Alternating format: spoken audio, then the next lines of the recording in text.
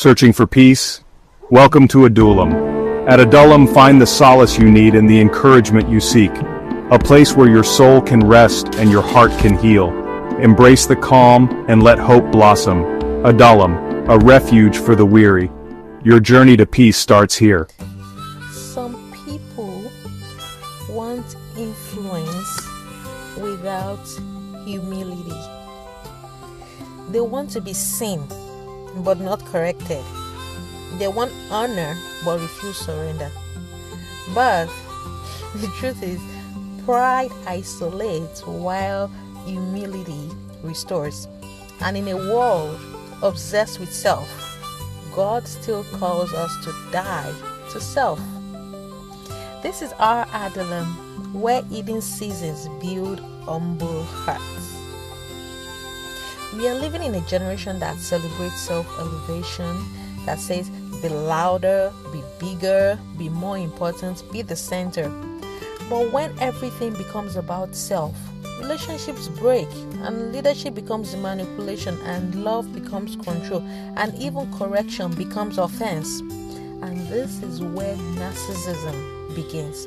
Not always loud. Sometimes it's quiet, but at the end of the day, it's still always centered on self. But the Bible warns us clearly in Ecclesiastes 7:8.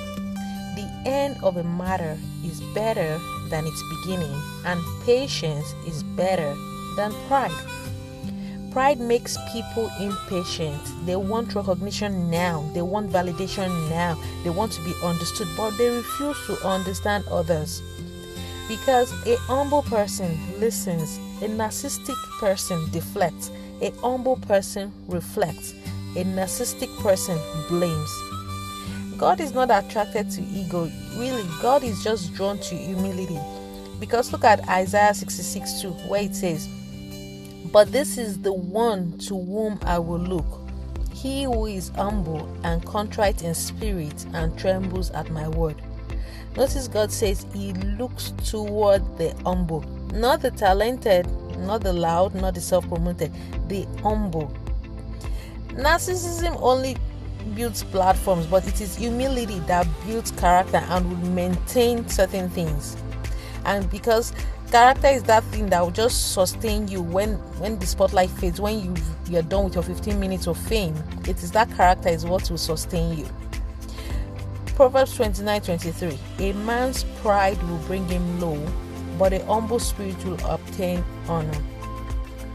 What this means for us is that pride always has an expiration date, because eventually it would collapse. But when you are humble, you are promoted by God.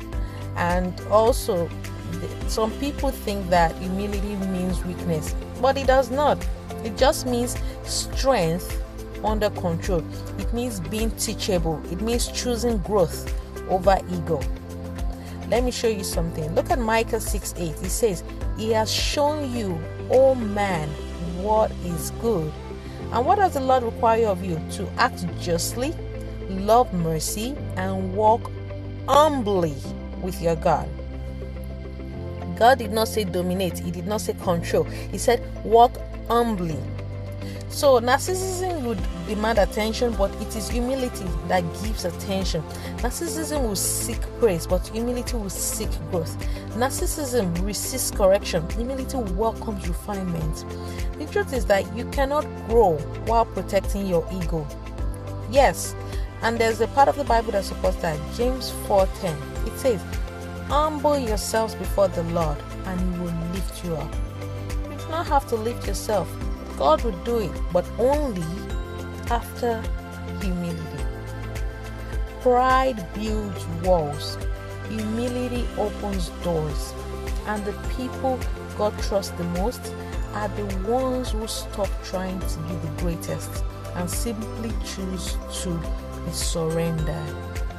This is our Adullam, where humility prepares you for a purpose. Until next time, bye for now.